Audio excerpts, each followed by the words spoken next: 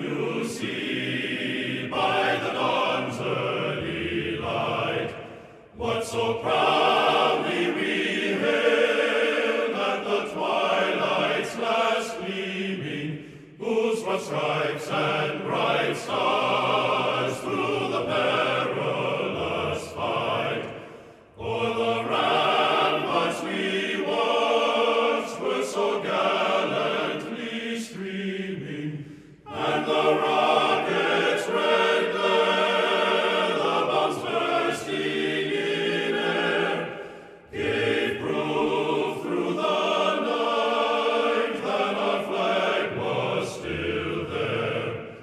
Oh, say does that star-spangled banner yet wave o'er the land of the free and the home of the brave?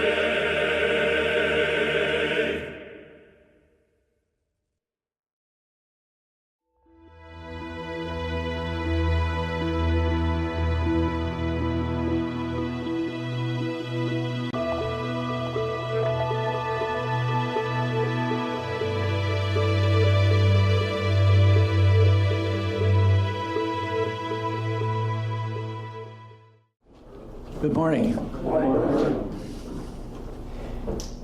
Sally Wiggin is our speaker today, and she just told me that she has a meeting coming up at 11:30 this morning. So I'm going to cut my introduction a little bit short. We all know her. We all know. You don't need to read all that. And we're lucky she's here. I wanted to ask a question of her about, she had a major in East Asian history. Oh, studies, actually. Studies in college. And then she went on to do things related to that part of the world. And coming from Pittsburgh, we don't have too many East Asian history questions asked to us or introduced to us. But I thought that she might comment on how she got interested in that. But she can't stay too long after she's finished, about 11 or so, plus or minus. No, it takes 35 minutes for me to get there. So this is a meeting where they're going to slit my throat if I'm not there. Oh, don't mention that. I'll explain why. If you let me start talking, I'll explain. So that's what I'm doing. Yeah, okay. Sally, it's yours. All right. Okay, No, she's I've got going. one. Thank you. Yeah, I am really sorry about this.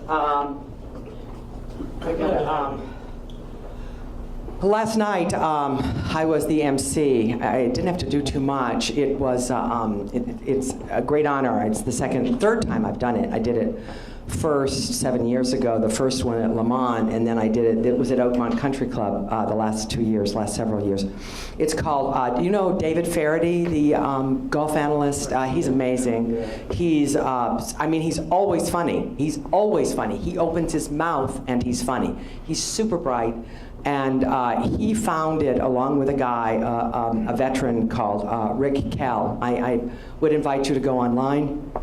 It's Faraday's Troops First Foundation. He felt that the existing foundations and the federal government were not doing a good enough job. Actually, the guy he partnered with, Rick Kell, felt the same way. And they started it, they started talking about it on a USO2 tour that some golfers, Tom Watson, David Faraday, some people like that had made to Iraq. And they started talking about doing it, and Cal said, I'd like to do this. Anyway, so they go around the country and they'll have fundraisers, and the tickets are $1,000 a piece. It's like one of the biggest tickets in the city. It's bigger than the Hillman Cancer Center ticket. It's not a huge crowd, it's about 200. And then they had this amazing auction. So I was the MC, but I only introduced 2 people, and then David did the actual auction. I described the the things. Anyway, it went from, I got there at 4, it went until 10:30. Yeah, so and I'm coming down with I'm trying to come down with the flu, but I found some Tamiflu that I had that I'd only taken 2 of the pills. There were 4 days left, which is almost a whole prescription. And so I'm leaving the country on Sunday, first I will fly into Buenos Aires, and then I'll stay there for 2 nights and hook up with the other people who are going to be on this expedition cruise. Then I'll fly with them to Ushuaia, which is right down in the tip of Argentina in Tierra del Fuego, in that area. Get on the National Geographic Explorer, which I was on 10 years ago for its maiden voyage to Antarctica. And so now I'm going to the Falkland Islands and to South Georgia Island, where Shackleton, I think, first docked, and I think he's buried there because he died in Antarctica before reaching the South Pole. I think I got to look at my DVD, but anyway, so I signed up for this trip a year ago because they offered 30% off, and trust me, it's expensive. So 30% off, and it's still really expensive. And so I'm going by myself. I'm rooming with somebody who's 75. Her husband wasn't interested. She's a big bird person, but she's really a Texan, and so I don't know how we're going to get along. But I actually have learned to get along with everybody from all ranges of the political spectrum. So I think it'll be all right. But I'm going to be gone for 3 weeks, and my last chronicle will air. It's on Holiday Traditions. It's going to air probably, I don't think it's going to make November 30th. It's probably going to air in the first week in December. And so that's what this meeting is about today. And it's a meeting that I have to attend, since I'm not just the host, I'm the managing editor, one of them. And I'm doing the largest number of stories. And so then we have to drive up to the Butler County Fairgrounds and do interviews. And I have to leave on Sunday, so I'm taking for 3 weeks. Your luggage limit is 57 pounds. I'm trying to keep mine to 45, but you have to take a lot with you. And the Falklands will probably be 50 degrees, but South Georgia, in the past, South Georgia at this time of year, the very beginning of spring, would be 10 degrees at night, but we're on a ship. 10 degrees at night and probably 25 during the day, but I love the cold, so it's one reason that I'm going to stay here when I retire. But the main reason I'm staying here when I retire is because of my doctors. I have the greatest cardiologist in the world, in my opinion, but he's probably going to retire. But when he retires, probably he won't retire for 4 years, but when he retires, he'll I'm sure, send me in the direction of someone who's also brilliant. And I have, as he said, you're not the garden variety cardiac patient. I have a lot of things wrong, about 5 things wrong with my heart. And I had a TIA in November, so there's that. Anyway, to answer your question very quickly, how I got into this business, I think, when was the last time I was here? I was here before. How long ago was that? Last year. A couple years ago. A couple years ago, okay. I may have told you that then, but You're just going to have the Chronicle. You're getting off of the one and going into the Chronicle. Oh, okay. So I was just going to do Chronicle. Okay, that's when they took me off the Noon. I never really loved this business. I got into it because of sports. I was telling somebody, do you know the golfer Peter Jacobsen? Does anyone know the golfer Peter Jacobsen? He was there last night. They had a Q&A with golfers. Jan Stevenson was there. She walked in and I didn't recognize her. I thought, who's that? And I mean, she still has a big chest. Remember? Do you guys remember Jan Stevenson on the women's tour? And then when she was on the stage and they introduced her, and I went, "What the? Are you kidding me?" So she was interesting. But Peter Jacobson was also there, and I sat next to his brother, who also tried to get on the tour and didn't quite make it. His name is David Jacobson. He lives in Portland, Oregon. So anyway, so we were talking about our lives, the paths of our lives, and I tried to tell mine in a really abbreviated version. I wanted to be a zoologist. I loved animals. I can remember loving animals from the time I was 2. I don't know if it's genetic, but my mom and dad did too. My father had grown up riding in New England, so he was very familiar with horses. He was also familiar with guns, shotguns. He had beautiful shotguns, mostly bird hunting. I don't think he ever went deer hunting, but he shot, skeet and trap. So I grew up loving the outdoors, and I grew up with a love for horses because my grandparents had horses and actually showed them. One of their horses was shown at the National Horse Show in New York, and God, it was like 1920, something like that. I have it won a silver trophy, sterling, this big. And I never polish it, so I'm going to have to hire someone to polish it when I have my retire. I'm giving my own freaking retirement party. I didn't want one, but the people who wanted to give it don't have a house that's large enough. So I said, "Look, help me plan it, and I'll have the damn thing here." So I think retirement parties are just useless. Because you feel like you have to make amends for people that you've treated like blank, and I know you have to edit that out. And you have to do that, and then you have to thank people who've helped you. There's so many of those people. But anyway, the way this all started is, hold on just a second. The way this all started is I wanted to be a zoologist. And I thought about a veterinarian, but I was not really, my manual dexterity was lacking. I didn't sew well, and I didn't even cut a straight line. You should see the way I wrap a present. It's hideous. I can't even wrap a present. So I'm thinking, even when high school, I was thinking, that's not going to be something I can do. But then I thought about zoology. When I was 12, I checked out a book, Mammals of the World, and I tried to memorize all of them. To this day, I know what a bongo is. I know what an okapi is. Some of the antlered animals, I get confused a little bit now. But I've been to Africa 6 times. I've been to India twice. All of these were nature, and that's why I'm going down to, I have this desire to see elephant seals, and there are thousands of them on South Georgia Island.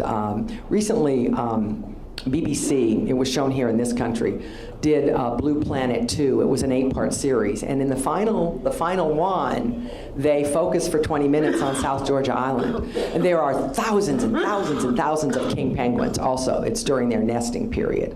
So, but I am just fascinated with elephant seals. Don't ask me why, I just am. I saw them, young ones, about a year old, probably 1,500 pounds at a year in Antarctica, and their eyes are huge because they have to dive so deep, to feed. And anyway, so when I got my freshman year in college at Emory University, I went there because the guy I was dating was going to Vanderbilt, and it was closer than going to the University of Michigan, where I was also accepted.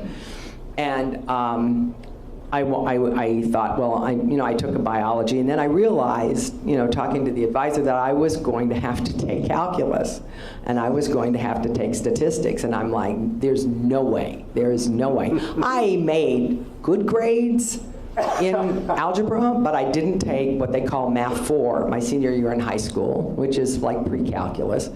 And I'm just like, no, I'm too lazy to really follow my dream and do this, so I'm going to just major in whatever makes me. And I saw the movie Lawrence of Arabia. It was re-released in 1970. It first came out in 1963, and I was fascinated by it, absolutely fascinated. And so I decided, well, I'm going to major in Near Eastern Studies and learn to speak Arabic. And so I called the University of Michigan's admission office. This was the first semester. You know, I know your kids, their first semester, first year at colleges, a lot of them think about transferring. My godchild, we had this discussion his freshman year because he didn't get into he lives actually here in Edgeworth. He didn't get into exactly the college that he wanted, but now he's happy. He's done a number of, he's done a sort of a 3-week study abroad. He's in the business school at Pitt. And he's going to stay there and focus on a great graduate school and go to, which is kind of what I did. It is exactly what I did. So anyway, so I called them and they said, you've already been accepted, you can transfer here without having to go through the admission process again, but we can't accept you until your junior year. And I said, well, I don't want to stay at Emory. It was very expensive at the time, and my mother was widowed. And I said, so they said, well, go to your state school. And I said, that's the University of Alabama. That's a horrible school. And they said, just keep your grades up. My mother, when my father died, both my parents are from New England. My father lived in New York City for a long time. Both of them, we moved to Alabama in 1959. My mother never liked it. My father didn't particularly care for it, but it was a great job with Reynolds Metals that had a huge plant in what was called Lister Hill, Alabama. It was near Florence, Alabama. So when my father died, my mother kind of really became very depressed, and she wanted to be around his friends. Unfortunately, all of them started being transferred to headquarters at Richmond, Virginia for Reynolds, which is now part of Alcoa. And so she was there and kind of stuck there. And so I came back, went there, had to come up with an advisor, and I chose history as the major. And the advisor had gotten both his master's and his doctorate from the University of Michigan in East Asian history. And so the only survey course they had that would even touch the Near East was an Asian course that he was teaching. So that's why I chose him as an advisor. He said to me, we want to teach Chinese language here next year when you would be a junior. And he said, I need 5 to 6 students. Would you consider staying here? I will ensure that you get into the University of Michigan in their Asian Studies program, and you can move into Near Eastern Studies when you get into grad school. Well, sounded okay to me. I mean, I was not driven about anything. And I said yes, so I stayed at the University of Alabama, and true to his word, and my GREs were not bad. I got into the University of Michigan Asian Studies program, which was rated about 3 or 4 in the country, along with Berkeley and Harvard and Columbia, and it was right up there. And I remember when Peter Jennings came in 1986, we did a town meeting, and I was on the panel, and he asked to sit next to me at the dinner we had before the panel discussion. He had read my vita, and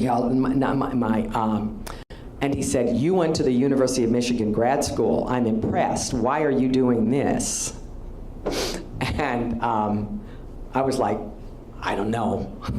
I didn't say I don't know to him, but it was kind of, it was, no one had ever asked me that question.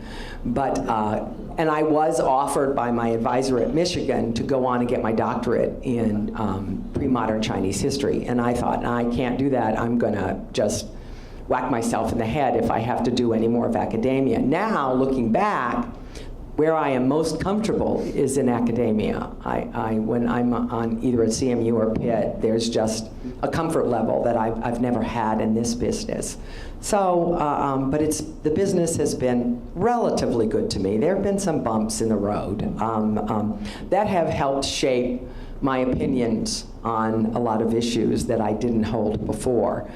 But so when I was finishing my last year, I was, I don't really remember I stayed an extra semester, mostly because I was having a great time, and I was drinking an enormous amount of alcohol. I am in recovery now. This is my third recovery, and I've been told by a friend of mine whose husband isn't in recovery that at Hazelton they say if you don't get the recovery the third time, you're probably not going to get it. Well, because of my heart, there was no question I had to get it, and so I've been in recovery since December of 2012, the third time, and this one seems to be this. Well, it has to take because my heart won't stand it if I start to drink again. So, and I'm very open about it now. If Bradley Cooper can be open about it, if Robert Downey Jr. can be open about it, you know, if other people, Chris Carter can be open about it, then I think, you know, I certainly can also. But and I'm doing a lot of work with Gateway Rehab. It was Abe Torsky who first brought me to recovery, and I love him with all my heart. But so anyway, but I was at Michigan and thinking, what am I going to do? And a friend of mine, I was interested in sports. That was the other love I had besides animals, were sports. And I had been a competitive swimmer for 8 years, and then for 2 years, I was an AAU coach. They now call it USA Swimming, but we had an AAU team, so I traveled with the team. And so that was, I enjoyed coaching, but I knew I would never make any money being a swimming coach. So what I ended up doing is, someone said to me, one of my friends who was on the Alabama swim team and was actually ended up being an Olympic swimmer and winning a silver medal. A couple of the guys said, oh my God, you can do sports. You could be a sports reporter for a newspaper. And then I said, oh my God, that's more writing. Writing this thesis is driving me nuts. And someone said, wait a minute, women are starting to go into sports and TV. And I thought, well, that's something I could do. And so I went back home, got a job as a receptionist and doing accounts receivables at a little radio station in a town of 40,000 people. A guy who became very famous in sports, first at ESPN and then all over the place, named Tony Bruno, was working in Birmingham. He was from Philly, trying to break into play-by-play in the WHA, World Hockey Association, with the Birmingham Bulls. So this radio station, he called me, asked for a voiceover, heard my voice, which is lost 2 octaves, so it's a little more gravelly than it was in 1976. Yeah, working for 2 weeks with bronchitis and being hoarse, it formed a cyst on my vocal cord, one of my boxes, and it's more trouble to remove it than it is to leave it. So anyway, so he called me, asked for a voiceover, then his news director offered me a job. He went on to be an investigative reporter for the networks. And so I was there a year and a half, and Tony taught me how to cover hockey. That was the first sport. I knew football. I knew baseball. I had played softball when I was younger, and so and I certainly knew how to coach. So I knew what it was. I knew what it was to be an athlete, and so he taught me about hockey. I covered hockey, but I also covered news. And then about a year and a half later, I was offered a job in television. And so the local television station in Birmingham. And I realized the money in local television was in anchoring news. And it was easier to get a news job than it was a sports job because there were fewer sports jobs.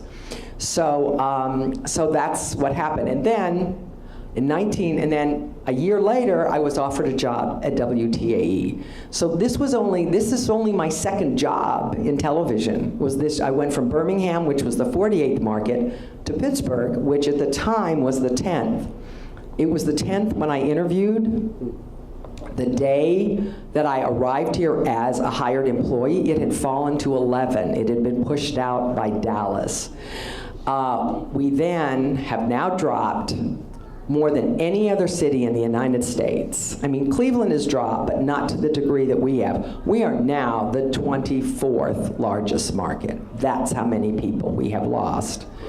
And so I'm hoping someday that as the rest of the country dries up and gets super hot and loses water, that this wonderful green place with all this water that's just so gorgeous will grow. Some people said, oh, it's just the right size. And it was a larger city. It had more people. So I'm all for it growing, but it's one reason I'm retiring here, is because I just think it's gorgeous, and outdoor recreation here is outstanding.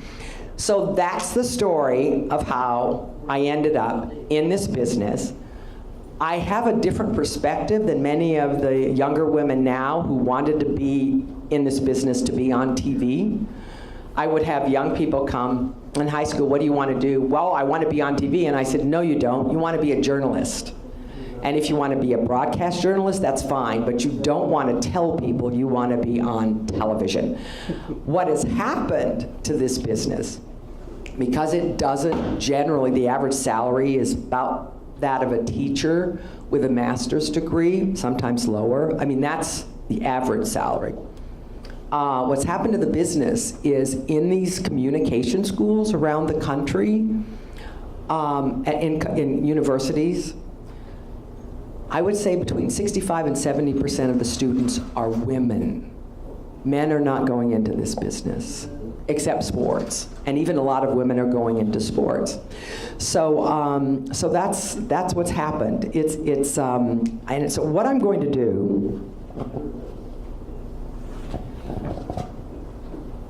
do, that's the basic, that's, personal, my personal. God, how old was I? It was 1979. It was the day after my birthday. I got married to a former professional baseball player who had played in the Cincinnati system, who was 16 years older than I was, so I never knew him when he was an athlete. He became international salesperson for ITT. Do you remember ITT? A long time ago. This was in the late 70s. And so I got married to him. I met him through the softball coach on the softball team that I was on. Not a great marriage. And yeah, I've experienced domestic violence. Just twice. But having a fist come through your face once is enough. But I stayed with him for 3 years after that. And I have told this before. He's still alive, so I'm really kind of careful about it. He had been married I was his third wife. Then he got married again after I divorced him. But I know, I can pick them. No, I've picked some great guys and picked some not so great guys. And so my father died when I was 14. Suddenly, he walked out the door, and I never saw him again. It was cardiac arrest. He had ridden his bicycle down to a gas station to get it filled with air. He was 50. I never thought I would live past 50, and I did. He gave me the great gift of his heart, a predisposition for addiction, but he was in recovery and had been since I was 2, so he was my hero. I've read his diaries. He was a brilliant writer, and my inspiration. But it really, and the man I married was nothing like my father. He was older, but he was nothing like my father. So then I got divorced and then became involved with a much younger man for 8 years who was brilliant, but I was ready to have children. And he was younger, so he was not at that time. So we split. One of the great regrets of my life. He is now what I wanted him to be. He is making a fortune as the producer of one of the most popular sports programs on television. And he is the boss of Shaquille O'Neal, Charles Barkley. It's the NBA on TNT. He also, when TNT has the golf tournaments, he directs that coverage. He's in Atlanta. He has 2 children, both of whom are at Columbia. They're twins, fraternal twins. Both of them at Columbia, where he went to school. So he's made a great life, and perhaps it was, and I'm very proud of him, but I'm sad because if I had just been patient, but it probably wouldn't have worked. After that, I was engaged again. We were engaged. I was engaged again to someone with the symphony orchestra, and he had 2 children that I'm still very close to these children, but that one didn't work out. Then there was another one. There were 2 others. One was not so good. One was okay. It lasted about 5 years. But during this time, I always wanted to have children. But because my father had not been there for a lot of my growing up, I didn't want to adopt as a single parent. I wanted to have a family. I wanted to have a mother and a father. And then all of a sudden, and the last guy that I dated for a long time, for 5 years, he did say something that I've taken to heart. He said maybe he was very, no, I'm not going to say that. Because he really wasn't, but never mind. He said maybe God didn't intend for you to have your own children, but for you to come into the life of men who were getting divorced and being a surrogate to their children, you know, to pull them together with their fathers. And it was, I mean, I sort of took it to heart because it is what happened. And actually, 3 of my relationships, I became friends, good friends, and an advisor to the children of what were divorces. And so I'm still really close to 2 of them, not so close with the others. But so that's kind of my professional and my personal life. What am I going to do in retirement? Try not to get sick. Oh. This came from riding in the rain and the cold at the Fort Ligonier Day Parade. I didn't know I was going to be the parade marshal. I'd actually forgotten. I thought it was next year. And this was my last time. They were basically saying, you're not going to be on TV anymore, so we really don't care about you. And so we're going to get people who are on TV. I'm just kidding about that. The people at Fort Ligonier Day's parade are fabulous. I love the parade. But it makes sense. People, they need to get some younger on-air people who ride in the parade. And you can't have, I mean, I'm old, you know? So they invited me to come, and I'll sit on the little viewing stand and, you know, wave at the people that go by. And probably I'd rather just actually sit on the grass and just eat junk food. Corn dogs, they have great corn dogs at the parade. Okay, what I'm gonna do now, since I've basically told you, and what I'm gonna be doing is working with nonprofits, continuing to do that. It's important to me.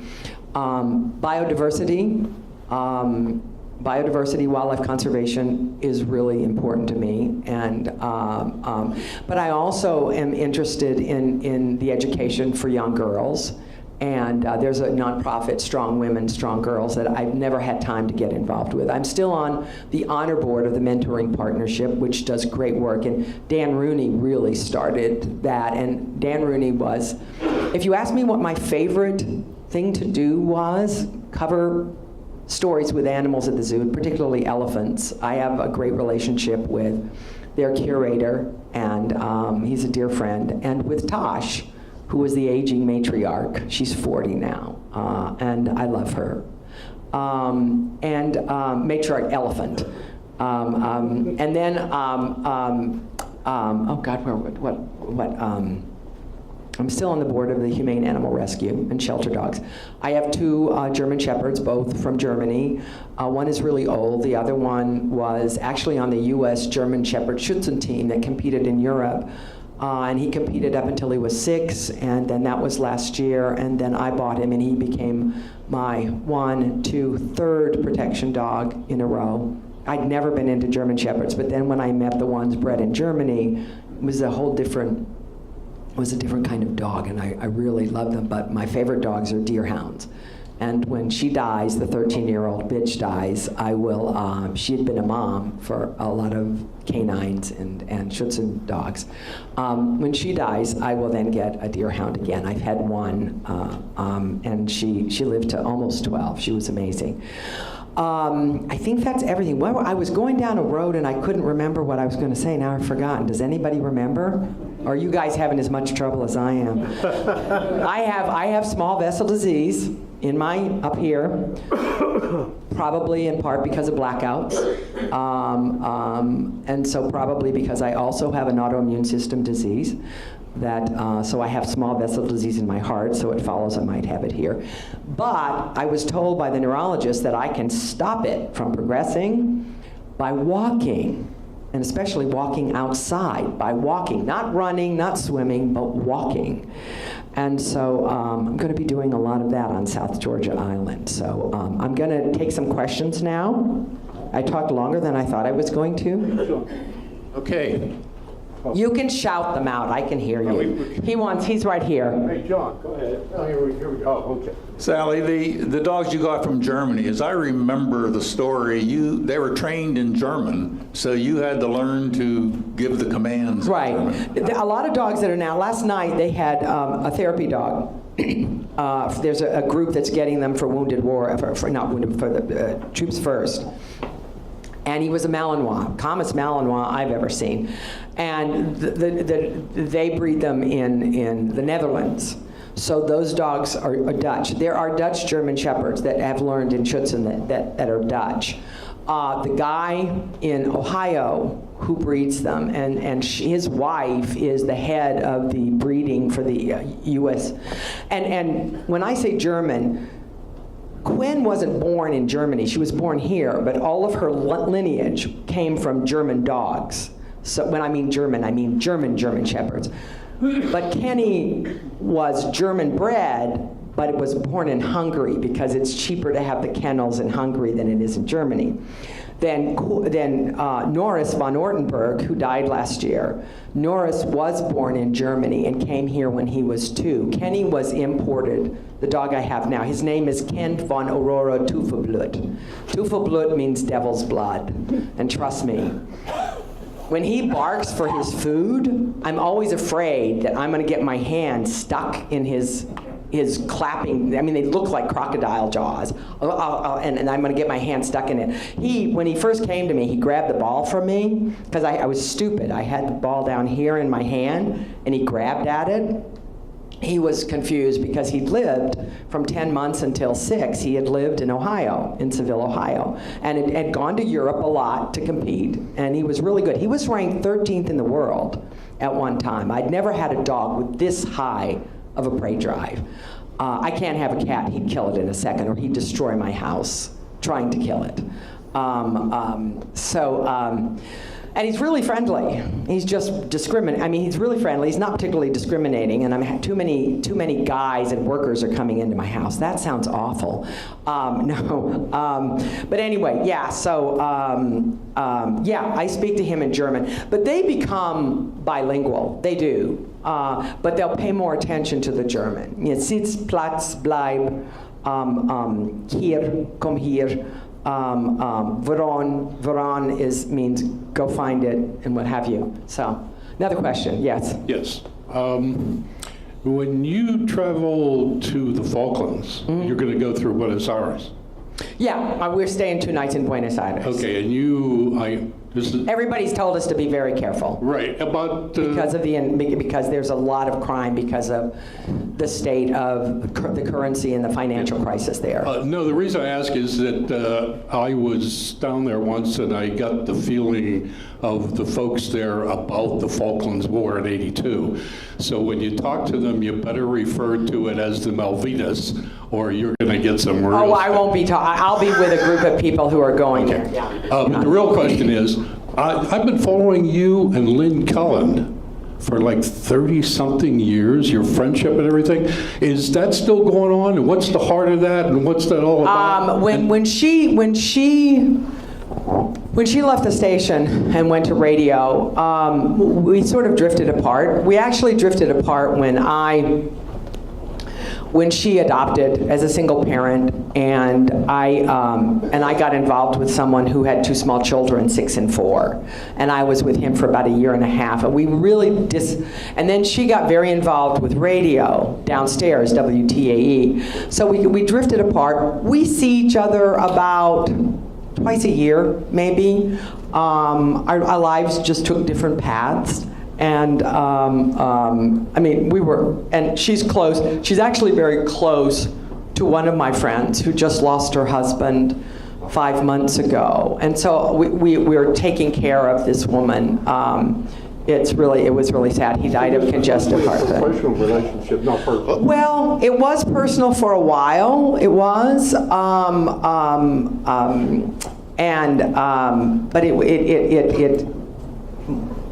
it sort of, you know, friendships sort of wane. So she's a good friend. She's a friend. But we have this group. It's the author Jean Marie Laskus, who has written a fabulous book. She wrote the book Concussion, and then she's written a book called To Obama, and it is non-political, if you're worried about that. It's not political. It's about the people. He read 10 letters a day, every day, when he was in the office. And she profiles, not just, she follows the letter, she goes and meets the people. And it's going to win awards. I'm absolutely certain it is. And some of those, and the people came from all different walks of life and all parts of the political spectrum. And so anyway, so Jean Marie is a good friend. She's a friend of this woman, Kit, who was the assistant to the provost for a long time at Pitt. And Kit actually got to know Lynn and I because she was freelancing for Pittsburgh Magazine, and she did cover stories on both of us, Lynn in 90 and me in 91. So we got to know her. Then we got to know Jean Marie. Then we got to know Joanne Rogers because Jean Marie had profiled Fred when she wrote for Life magazine. And so Joanne is a dear friend. So the group of us go to dinner about 3 times a year. And so then when I was inducted into the Heinz History Center's History Makers, they all were together at a table, Joanne and what have you. And Joanne will come to my retirement party. It's bigger now than it was going to be, so I've told her But anyway, she and Bill Eisler, Fred was a friend, but I wish I had been able to spend more time with him before he died. And if you haven't seen the documentary, oh my God, I've seen it 4 times in the theater, and I cry harder every time. It makes me want to be a better person every time. And from what I'm told, the actors that they had, that Bill Eisler, who was the head of the Fred Rogers Company and really close with Fred, he said Tom Hanks is perfect, absolutely perfect as Fred. Yeah. And the person playing the journalist, Tom Janot, who this is about. We're good on time, I think. God, they're gonna scream at me if I'm late. I still get upset thinking I'm gonna be screamed at, and I should tell them that, you know, the heck with all of you. So another question I got off. Here it is. You mentioned being involved with the Animal Rescue League and stuff. Have you ever thought about... Humane Animal Rescue. We're merged now. I was actually longer on the board of Western Pennsylvania Humane Society. Okay. I'm just wondering, have you ever rescued a dog? I noticed I have. Well, you can't. See, here's the thing. Those German Shepherds I have are protection dogs. I've had 2 stalkers. The FBI was involved with the first one and profiled him with a chance to become violent. The second one was in 2014 and 15. It went over 2 years. That had to be adjudicated in court.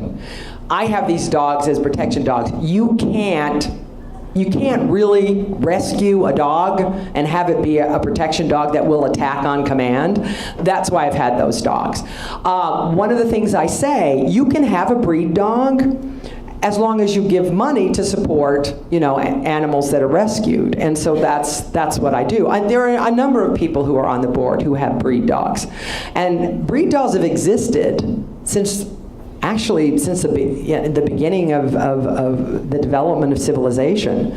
300 years. No, 4,000 years, 5,000 years. The Saluki dates back 4,000 years. They think the dog was the first animal domesticated. Now they think it probably happened 30,000 years. They used to think it was 25. But dogs have been bred to do things and hunt for purposes, like I said, since the ancient Egyptians and in Mesopotamia, and in China. So yeah. No, I did actually adopt. I adopted an Akita. I adopted 2 cats. God, and that was in like 19 89, 1990, and then I rescued an Akita, and then met somebody who lived in California, and so I found a home for her, which was stupid. I never give up a dog for a guy. I've done it twice. I should be shot. Yeah, I mean, and he wasn't even interested in me. I married somebody else, so it's so dumb. But anyway, and then I rescued a Borzoi that was in dire straits in a backyard breeding thing. So yes, I have rescued. And actually, the bitches that I have, the two, one was the daughter of my first protection dog. And when she retired, she was 9. Well, I mean, from being a brood bitch. I took her, and all of the money you have to spend on old dogs, I did that. Then this one I have now, Quinn, came to me in 2014. She's over 13. And I've spent a lot of money on Quinn also. So that's I'm rescuing a retired dog. So I'm doing my part, giving dogs a home that wouldn't have one. Sally, last time you were here, you were talking about the person you replaced, and he went to Washington, D.C., and it was the biggest mistake of your life not to follow him. Who was that guy? Oh, the one I was talking to you. Well, no, I said nobody that I replaced. No, the guy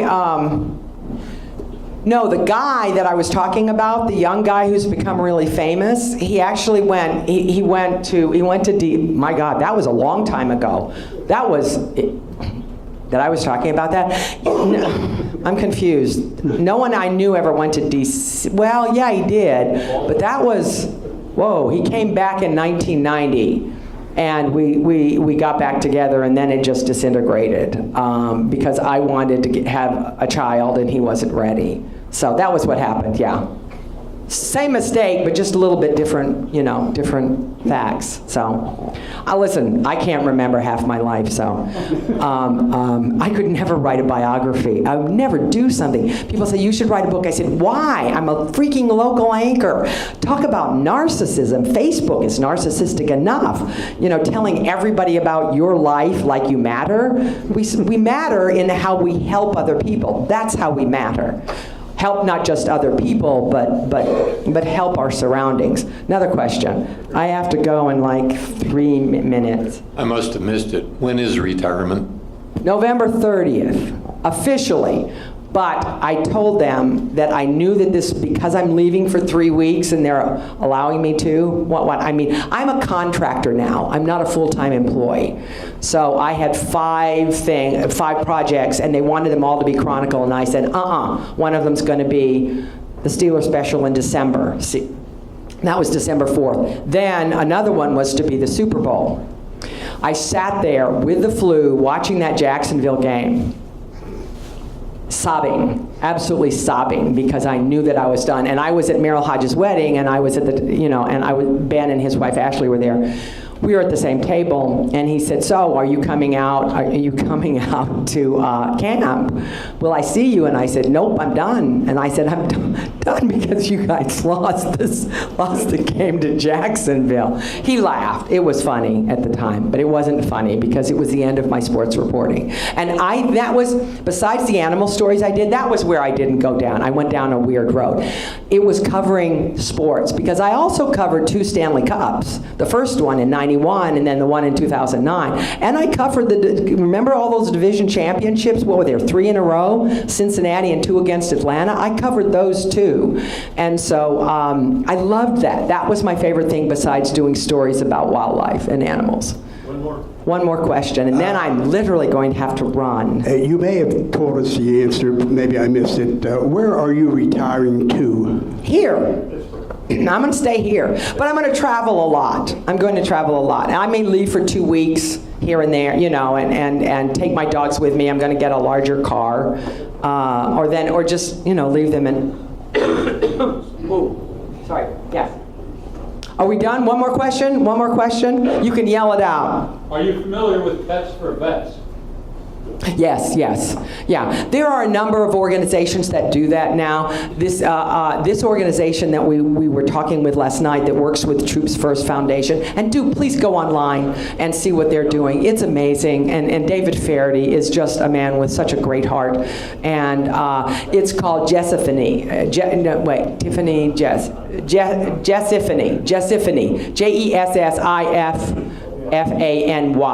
Jessiphany. They're doing great work. So, yeah, there are a lot of them. I am familiar with Pets for Vets. But another one, Canine Companions, which is the largest therapy dog. I mean, I'm talking about, these are assistance dogs. They are trained. It takes $20,000 to create these dogs. Canine Companions is one of the best organizations in the country. And we used to do fundraisers for them. I've kind of, moved on. I'm sorry. I'm just, gotta shut up.